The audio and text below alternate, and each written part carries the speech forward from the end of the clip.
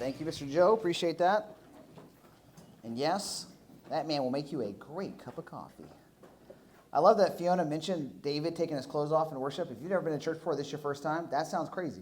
But there's a time in the Old Testament where King David was so elated and so happy at the victory that God had given him that he had taken off his outer garments. He wasn't butt naked, but he was pretty close. And he was dancing in the street. Have you ever been so happy you're like, I just take the streaking? No, that's weird. But it's in the Bible.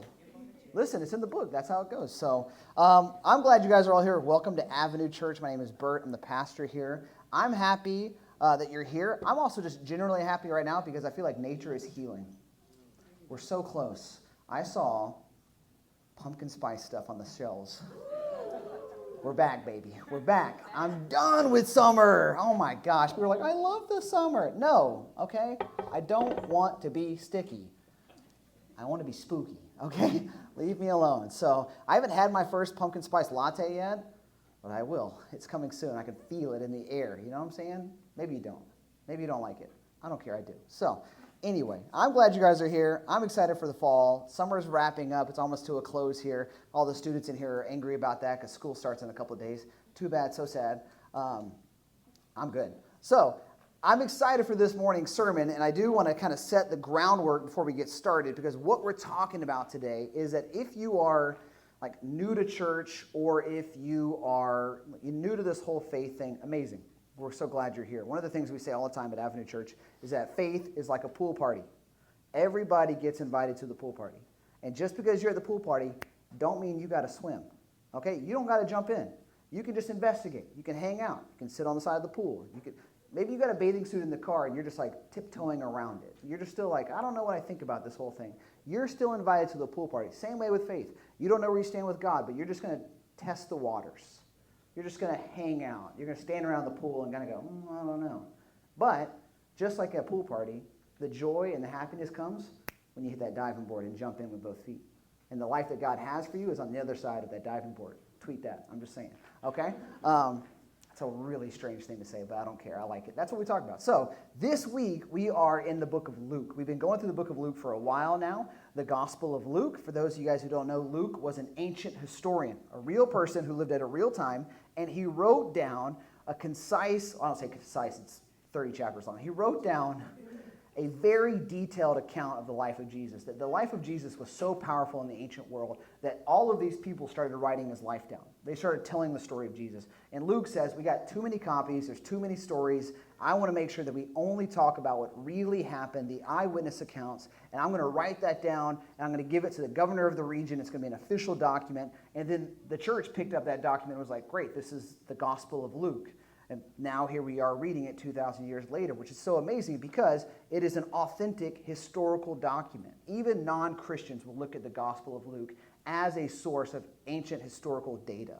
20,000 archaeological digs have been done based off of the 4 Gospel books alone. All 20,000 of those digs that have been done, not by Christians, but by scientists, were done to see, is the Bible valid? Are these things actually happening in a real place in a real time?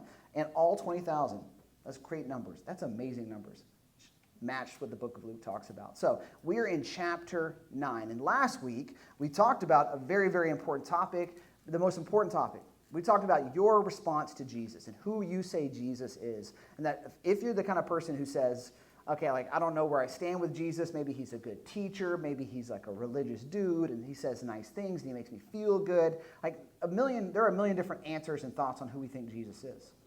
But the life change and the power of the gospel finds that when we answer the question correctly. And last week, he asked his disciples, who do you say that I am? And Peter, for once, got it right.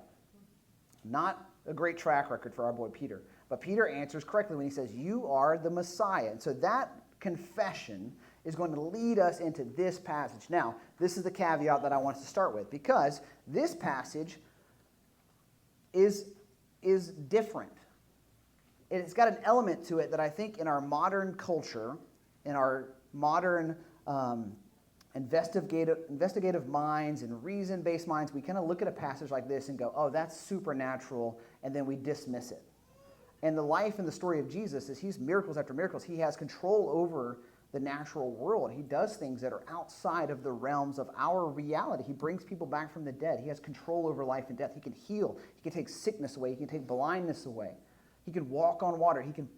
He has authority over the spiritual world. And when we read that in a modern sense, we kind of get this like, I don't know what I feel about that.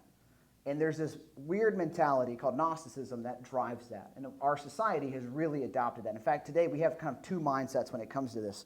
One is the Enlightenment rationalism. Is this idea that if I can't prove it, it's not real.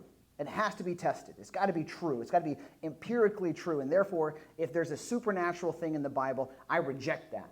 I don't want that because I don't believe in anything supernatural whatsoever. And then we have this other concept that's super popular today, which is secular humanism. It's this idea that my thought process as a human and my autonomy, my oneness as a person is even more powerful than anything spiritual. Like my logic and my reason is above the supernatural. And I kind of look down on the supernatural and I reject anything like that. In fact, one of the most famous Americans who ever thought this way was a man named Andrew Jackson. He believed in this. He's one of the few founding fathers who was not a follower of Jesus. And in his mind, he was like, Jesus' teachings are great, but I don't like the supernatural stuff. I don't like that he walked on water. I don't like that he brought people back from the dead. And so I reject that. And so Andrew Jackson actually wrote his own version of the Bible, which is really funny. It's very tiny. He took out all of the supernatural out of the Gospels and the book of Acts, everything. He took it all out. If Jesus did something that couldn't be explained, he was like, delete it.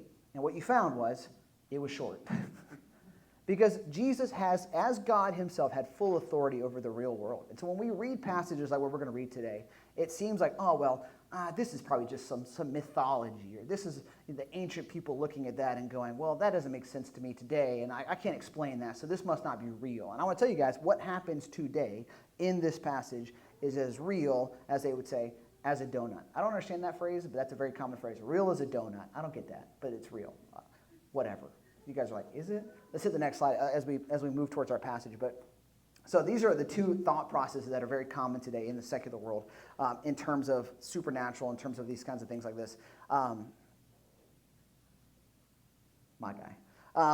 This is funny because when I was in college, we did a study for one of my humanities classes. And they had us walking around and asking people, we were doing a survey, are you spiritual or are you religious? And even though those two thought processes kind of guide our mainline culture today, a lot of our responses to that quiz were interesting because people would say, oh, I'm spiritual. I do believe in something extra. I do believe in something more. And that thought process, which you find from Scripture, is that is God-given.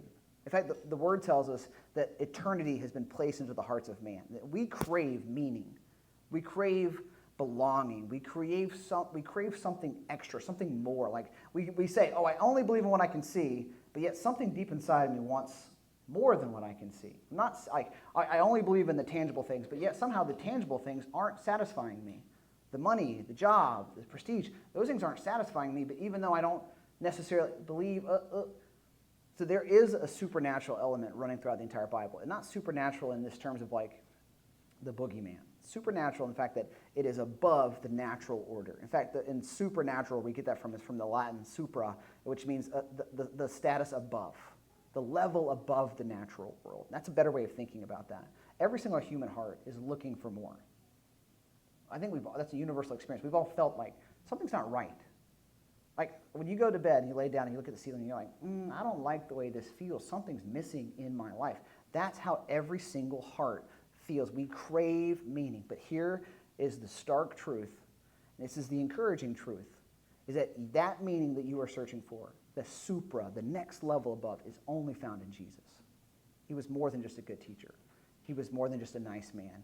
He was more than just some religious figurehead. He was God in a body. And his love for you and his love for me is so real that even when you read a story like we're going to read today and we're going to look at, you go, okay, I want this. I want this. Maybe I can't understand it. Maybe I can't wrap my mind around all of that, but I still want the King. So that's what we're going to take a look at right now. We're going to be in the book of Luke chapter 9, verse 28. And what this passage is known as the Transfiguration. The Transfiguration of Jesus, the Mount of Transfiguration. And so this is where we're going to be at. Like I said, last week, Peter answers that question correctly. The question of who do you say that I am? Everybody has an opinion on who they think Jesus is. He asked the disciples, who do you say that I am? And they go, well, the word on the street is that they think you're a prophet, or that you're Elijah, or that, you're John the Baptist back from the dead. Like, we don't know. And then Peter goes, well, I say that you're the Messiah. And Jesus goes, that's right. You got that answer right. And then it leads directly into this. 8 days after those sayings. After 8 days after the sayings, he took with him Peter, John, and James, and went up on the mountain to pray. Why did he pull these three guys by just for their prayer? I don't know. He just did. There you go. Everybody's like, oh, there's got to be more to that. No, he just did. So he brings Peter, John, and James. James, this is not James, the guy who wrote the book of James. This is James, which just is kind of messed up. James's nickname was James the Lesser. It's kind of terrible. Like, imagine everybody's like, little James. Like, dude, leave me alone. I'm a grown man. But they were like, little James, come with me. So James is there. John, the disciple whom Jesus loved. And then Peter, kind of like the right-hand man, the eldest, and also the biggest mess up of the group. So these three guys go with Jesus to pray. This is verse 29, and as Jesus was praying, the appearance of his face was altered, and his clothing became dazzling white. And behold, two men were talking with him. And these men were Moses and Elijah, who appeared in glory and spoke of his departure, which he was about to accomplish at Jerusalem. This is the transfiguration of Jesus. And so what we have here is, in fact, let's hit the 4 points, because I want to give you guys where we're going. If you ever go to like a sermon and you just don't know what the pastor's going to say next, it's kind of tough to listen to. In my mind, I work better with like a little like diagram and flow, and this is helpful too, that if I get off the flow, it can bother you. Like it'll mess with your OCD minds. The people who are like, what was point number 3? And I'll say, you'll never know. Just kidding. Here you go. Here's where we're going. This is what I want us to talk about today. Number 1 is that we are going to get a glimpse of glory. Number 2, the witnesses of old. Number 3, the confusion of Peter. Again, sorry. Man keeps just taking L's. It's bad. And then the command of the Father. The command of the Father. So the first one we're going to do is we're going to look at the glimpse of glory. And so on the Mount of Transfiguration, what we have here is that Jesus takes an entourage with him up on the mountain. They're praying. This was a common practice for Jesus, was to pull away from the crowds and spend time in prayer. And so as they're praying, his face changes. It says changes appearance. And in some translations say that his face begins to shine. That his face begins to shine, and then his clothing becomes dazzling white, shining white. And these two things, why did those two things happen? Because historically, in the Old Testament, that when you experienced the glory of God, when you saw the glory of God, that glory would reflect on your face and cause you to shine. The first time we see this happening is with Moses in the Old Testament when he gets the 10 Commandments. He goes up on the mountain, he meets with God in the cloud. God gives him the 10 Commandments. A cloud, he doesn't go up into a cloud is on the mountain, sorry. Like Moses doesn't fly.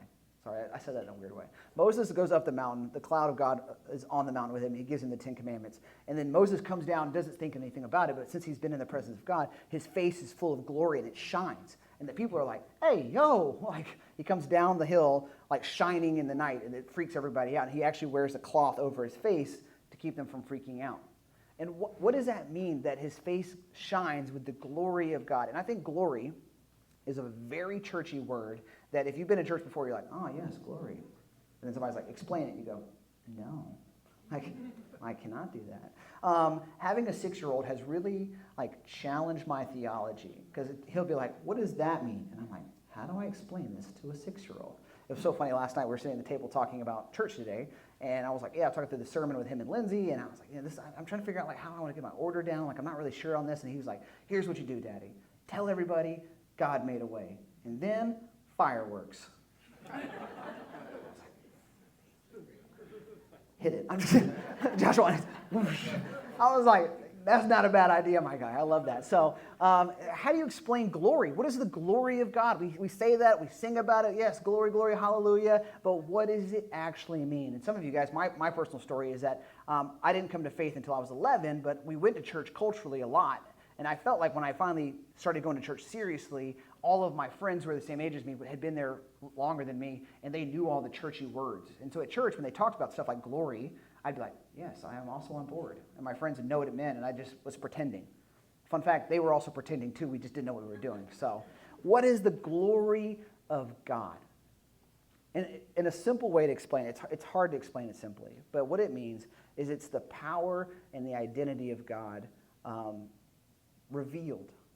Like, what is the glory of God? It's the power, it's the worthiness of God. That God, outside of like my human rationale, is so big and so powerful and so holy that his glory is the only thing I could think, and this is how I would explain it to a 6-year-old, is that I remember the first time as a kid, I was in the 3rd grade and I saw a cruise ship like in person. But this was back when you got on the cruise ship. I had a great aunt and a grandmother who took me on a cruise as a child. I don't know why. It was wild times back in the 90s. But I went on this cruise, and we go to the dock, and we come out of the dock area, and we look up, and we're on the water level. And I look up as this 3rd grader at the cruise ship, this massive thing. And honestly, it was so large and intimidating, it scared me. I'd never seen something so big in my life so close to me.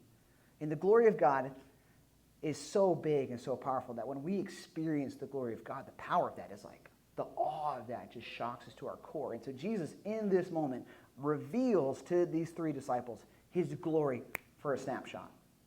He gives them a picture of where he's going. He's like, I want you to see what I really look like. I'm going to give you guys just a brief little just a look into the future of what the glory of Jesus actually. They only know him as the rabbi. They only know him as the good teacher. They only have been following him. Peter's like, I think you're the Messiah. And then Jesus goes, I am the Messiah. Let me show you what that looks like. And so his face changes. And then his clothes change, dazzling white. And back then, your clothing said a lot about you. It's how you identified as a person. It's how you identified with your race, actually. So Gentiles would dress a certain way. Jews would dress a certain way. And back then, the clothing color that denoted royalty was purple. In fact, that's why a lot of Renaissance paintings of Jesus, he's got the purple sash. That was like the artist's way of being like Jesus was king. But back then, if you wore a white robe or your undergarments, the cleaner and the whiter your undergarments were, represented the divinity of God. And so the priests would do like an ancient version of bleaching their clothes to try to get them as white as possible as a representation. And yet, as hard as they tried to get those clothes clean, they could never get them exactly white.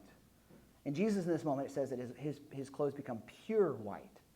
And so these 3 disciples would have known and recognized this is not an attempt at holiness. This is holiness. This is divinity. This is God. In this moment, we get a glimpse of where he's going. He is going towards full glory. But that journey to the cross, that glory, is going to come at a great cost. Peter says, you're the Messiah. You're our rescuer. What's the word Messiah mean? And the best translation for Messiah is a rescuer. That God sends us a promised person that would rescue us from what? From what? From me. And the rescuer was sent to rescue me from my own sin and selfishness and brokenness. Like the rescuer was sent to take that, to rescue me from me. I am my own biggest opponent. And that rescue that Jesus gives us, that he is that person, is only going to be found not in how Peter thought. Peter thought the rescuer would show up like G.I. Joe. He thought, oh, he's like King David. He's going to be this warrior king, William Wallace. He'll show up with a sword. We're going to chop off all these Romans' heads, and we're just going to we're going to kill everybody, and we're going to take over. That's what we want. And Jesus is like, time out. Like, put the sword back. That's not the kind of Messiah we're going to have. In fact, the kind of Messiah that you guys are going to have is a Messiah who suffers and who will be persecuted. And this leads us to the 2 witnesses. Because in this moment of glory, when Jesus reveals, just briefly, exactly who he really is, 2 witnesses from old stand there and witness it. And these 2 people are not here accidentally. These 2 people are not here casually. Moses and Elijah. And these are 2 extremely important people for a reason. So Moses and Elijah meet there and they discuss with Jesus. They talk about, and the better translation is that his journey to Jerusalem, his exodus to Jerusalem. It uses the same word that Moses used. And so why is it that we have Moses and Elijah? Why are these 2 random people here? First of all, just real brief, I'm going to give you guys a summary of the Old Testament. Just kidding. That's crazy. Imagine, you're like, how long am I going to be at church? All day. I'm just kidding. Moses was the messenger of God sent to the people of Israel. So Israel, this is in the book of Genesis, Israel basically is in a severe time of drought and starvation. They find out that there is food in Egypt, and God does this really amazing, miraculous redemption story of moving Israel to Egypt, and they take up residence there, and they live in Egypt for a long time. But then a new Pharaoh shows up and decides, I don't like all of these people. I'm going to turn them into my own slaves. And so the Jews go through this horrendous 400-year period of slavery under the Egyptian ruler. And in that 400 years of groaning and suffering and anguish, God raises up a man named Moses, a deeply broken man, a deeply flawed man, not a perfect man, but he raises up this man named Moses to lead his people out of captivity and to deliver the law of God. And so the law of God, the 10 commandments, and more. Fun fact, the 10 commandments are just the first 10. Like Moses came down with 600. I mean, that's a lot of work. Imagine, you're like, here's the 10 commandments. People are like, great, there's only 10. And he goes, I'll be back. Like, that's a bad day. So over 600 commands, and God gives the law. All of this is listed in the Old Testament, the Hebrew Bible. Whenever you just like want like a really fun, like just lively afternoon, sit down and read all 600. There you go. Just kidding. But the law of God was powerful because it revealed God's nature. It was God's way of telling the Jews, this is what I'm like. This is the kind of person I am. This is my heart. And this is what I expect of my followers. In fact, if you follow these laws, it will keep you safe. It will reveal my heart, and it also will protect you, and it will get you there. But the main point of the law, which we find in Jesus and what we find throughout the New Testament, is that the main point of the law was that you and I could not keep it. God said, here is my standard. Keep the standard, you can be with me. And we look at those laws and we go, I can't keep these. Shoot, if I went back just the first 10, I can't keep the first 10 commandments. It's like, have I ever borne false witness? Have I ever lied? Yes. I have a toddler. Okay? No, I don't know where all the ice cream went, man. It's gone. Straight up, that was incorrect. All right, so the law revealed to me and shows me that I needed rescue. That if it was up to me to keep these rules, I'm not going to make it. I can't do it. I need more. And God gives the law as a way to protect his people, but also to point towards the rescuer. To be like, hey, listen, you can't keep these rules. But one day, I will send you a person who will keep it perfectly on your behalf. And he will do it perfectly, spotlessly. He'll never, in full divinity, he'll never mess up. And then when he finishes his race, he's going to hand you his medal. Because you couldn't do it. That was the power of the law. And so Moses, as a representative on this mountain with Jesus, represents the culmination of the law, pointing towards our need for a rescuer. Now, Elijah is interesting because Elijah, even though he didn't have the largest book in the Old Testament of prophets, Elijah is kind of the chief prophet. And what was a prophet? That's a word we don't really use a lot of today. We don't say the word prophet. But throughout the history of the nation of Israel, God would use prophets, people that he would send to the nation to call the people back. Like, listen, you've gone off your way. You've gone astray. You've forgotten your first love. You've turned your back on me and my ways. You've run away from the law. You've run away from my love. And so he would send a person called a prophet to call the people back. I love the fact that we were running away from God as fast as possible, and he never gave up. He never gave up. He just kept sending prophet after prophet after prophet. And so he sends this man, Elijah, who's kind of the chief prophet in probably one of the worst, not probably, the worst time period in Jewish history. Like, this man had the hardest job out of any prophet because the nation of Israel had run off so far and had gone so far astray into their evilness and wickedness that they had brought in a king and a queen to rule over them, to rule over the Jews, that were the most wicked, despicable people that ever existed. In fact, even if you don't go to church, you know one of their names. The queen's name was Jezebel. Like, I'm from the South, and we would say, she kind of got a Jezebel spirit. And that wasn't a nice way of talking about that lady. You'd be like, Jezebel. You know, it's like that was a real person's name in human history, Queen Jezebel, and her husband Ahab, not the pirate, but his name was Ahab. So Ahab and Jezebel, deeply wicked kings and queens over Israel. They instituted just free-for-all when it came to sexuality and just and child sacrifice. They thought these two people were so wicked, they thought if we just kill enough of our children, it'll rain. And so they were just slaughtering their children by the droves. Like, it was unreal. And so God says, we're going to do something about this. I'm going to send you a person to call you out. And Elijah was tasked with the job of going to these two people, to the king and queen, and telling them, You are sinning. You are doing wrong. Turn away from all of this stuff. Reject all this stuff. Cease doing your wrong. Come back to God. And Elijah was this like persecuted prophet. I mean, how many of us imagine this? If God came to you and was like, hey, I want you to go to the White House tomorrow. And I want you to walk in there and I want you to tell them to turn, whoever's in there, it doesn't matter. I don't care. Politics aside. Avenue Church is not a political entity. We don't care. Either side of the aisle, you're welcome here because at the cross there's room for everybody. We don't care. But depending on who's in the office and who's in the White House, I don't give a rip. Imagine if God told you to go in there and tell that person about Jesus. You'd be like, no. I'm scared. Right? First of all, how are you getting in? Second of all, stop. Right. It'd be terrifying. Like, imagine going, like God was like, I want you to go tell your boss, the person who could fire you, who has control over your life, your income, your salary. Go in there and tell that person they need to follow. That everything they're doing in life is wrong and evil and wicked, and they need to turn to Jesus. You'd be like, I'll pray about it. Right? You're like, I don't think God's called me to that. God's like, yes, I have. That was Elijah. And this man, this poor man Elijah, was sent for that task, to call out the greatest wickedness of the nation of Israel and to call them to repent. And so Elijah is on this mountain with Jesus as a representation of the prophets. So if Moses and the law are there saying, we're here to represent the law and the fact that we need a rescuer, then Elijah and the prophets is standing there saying, God has promised you a rescuer. So what's so great about this is that throughout the history of Israel, when a prophet showed up and was calling a nation back, God would also tell that prophet to tell them, hey, somebody's coming. Hey, a rescuer is on the way. He would give them this encouragement. I love the fact that the God of all creation was trying to encourage the hearts of his people.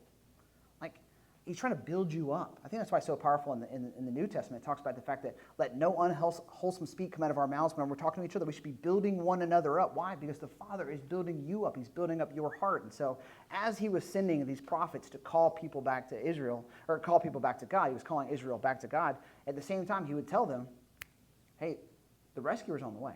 He will come. This is what he'll be like. This is where he'll be born. This will be his nature. This is what it'll be like. And the Jews would just get so excited, so stoked. I can't believe the Messiah is coming. There are 300 different references to the Messiah given by prophets that God was like, hope is coming.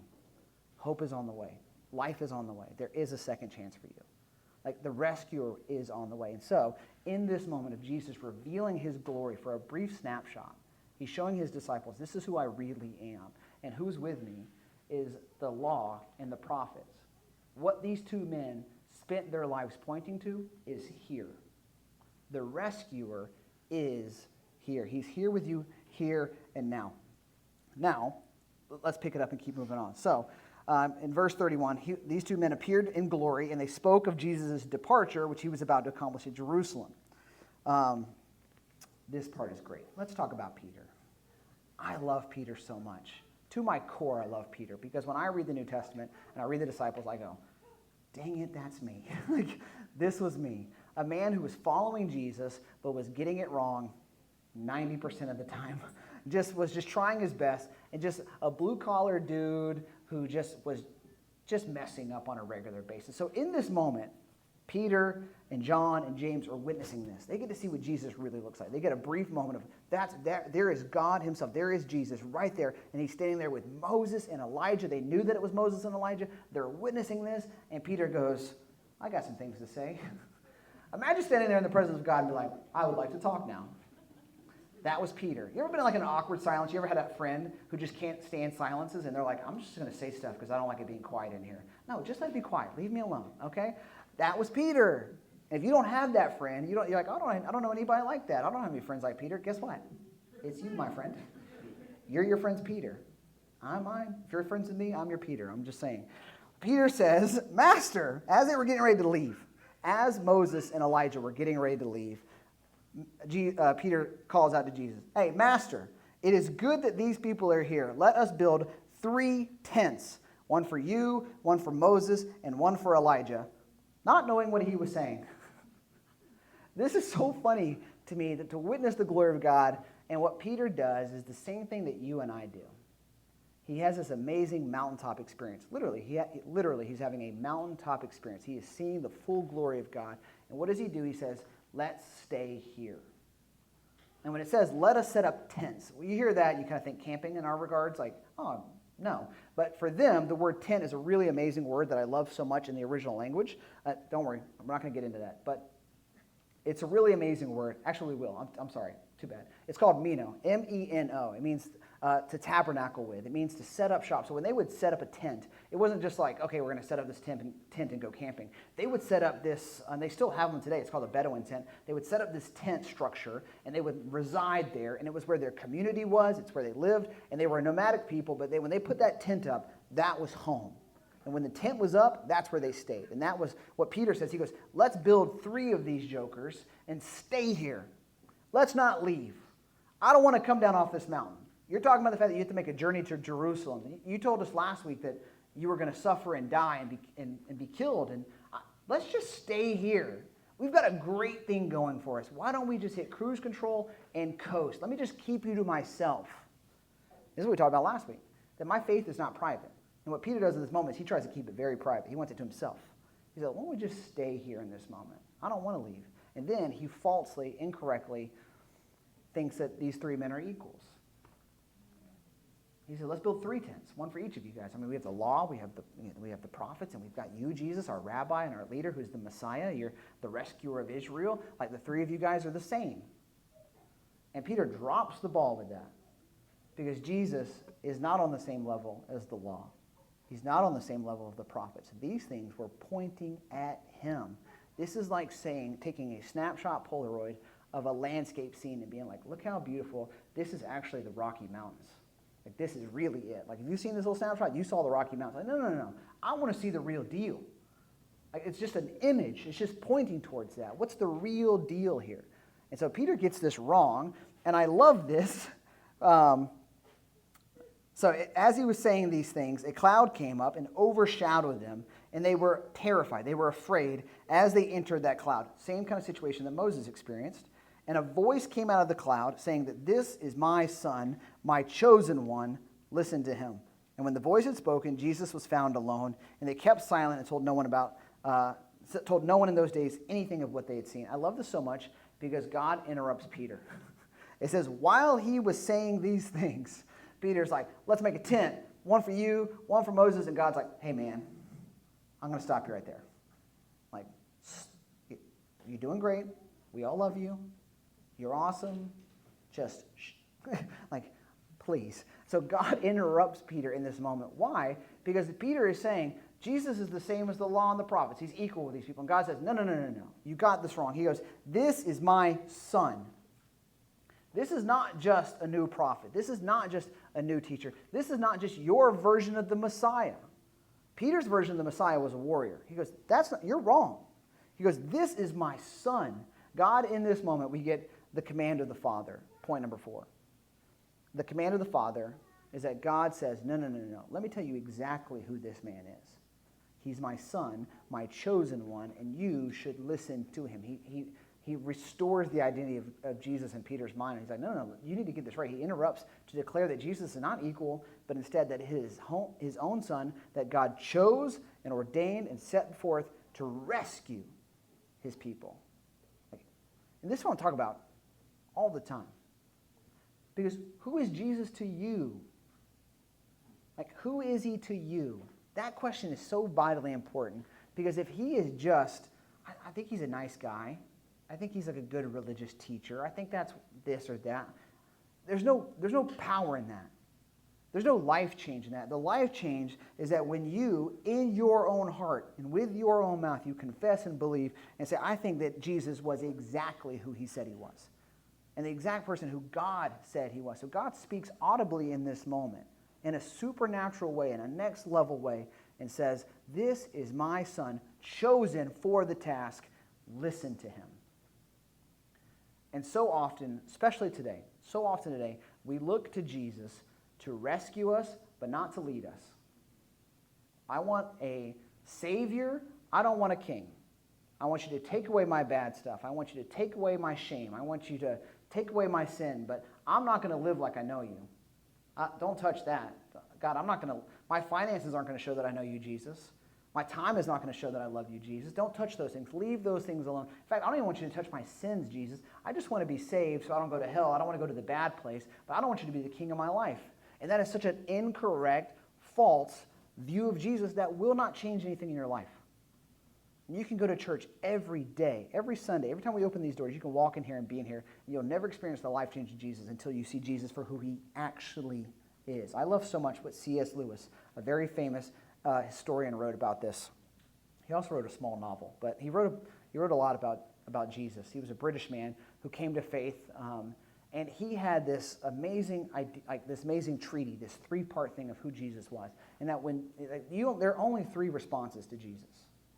There's only three choices, that when you are asked the question of who is Jesus, there's only three options. Was Jesus, one, a liar? Did he lie about all of those things? When he said he was God, was he lying? When he said that he was the Messiah, was he lying? Did he make that up? Was he trying to start a new religion? People were doing that 2,000 years ago. Cults were popping up. People were trying to start new things. They were trying to overthrow the Roman government. They were doing anything they could for a grasp at power, just like people do today. And Jesus, was he just a liar? Was he wrong? Was he trying to trick people? Was he deceiving these people? Did he go to his own grave in the pursuit of just lying to people? Was that one of the options? C.S. Lewis says the other option was that he was either a liar or he was a lunatic, that he just didn't know better. He thought he was God. And listen, we've had those people. We've had those people recently. I'm just saying. We had a small, little-known musician walking around telling everybody that he was Jesus and that he was God himself.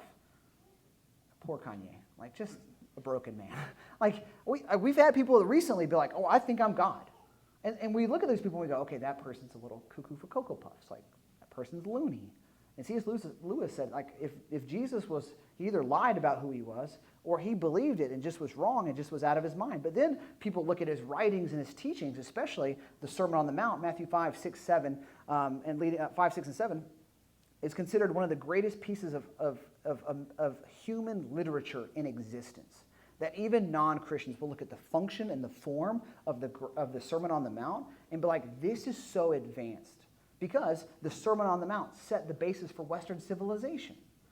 Our culture today, the way we think and process information was based off what Jesus said on that mountain in Matthew 5, 6, and 7. So how could this genius of a person be out of his mind when it comes to who he actually is? And then C.S. Lewis says there is the third option, the final option. He is either a liar, he's a lunatic, or he is Lord. He is exactly who he said he was. And why? So that we can just have a new... No.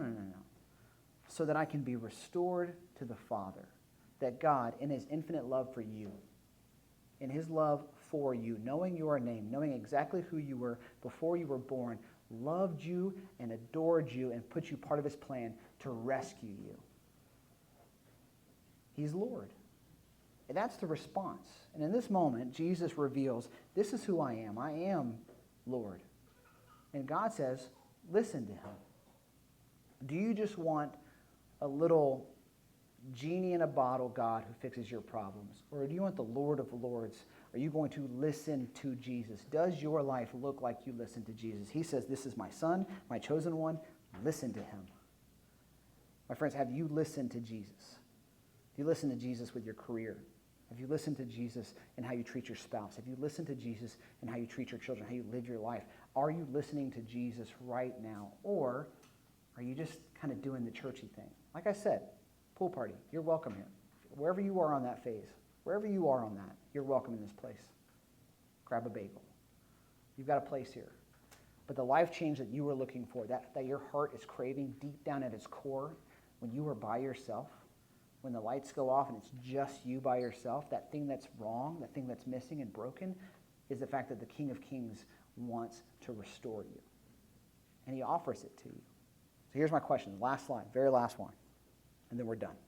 On the Mount of Transfiguration, we see Jesus revealed.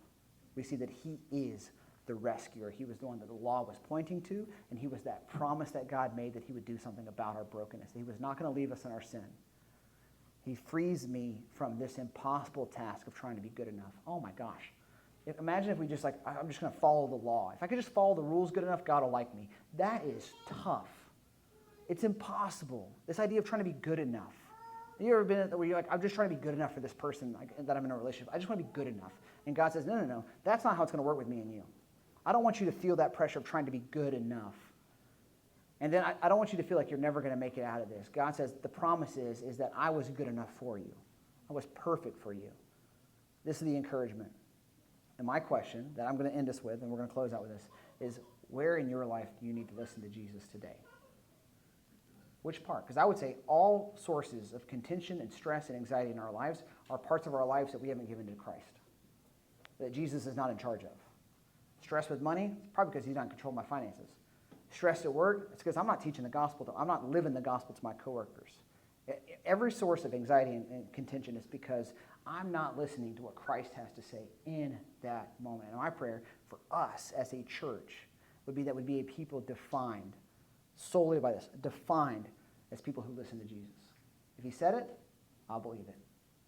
Let's pray.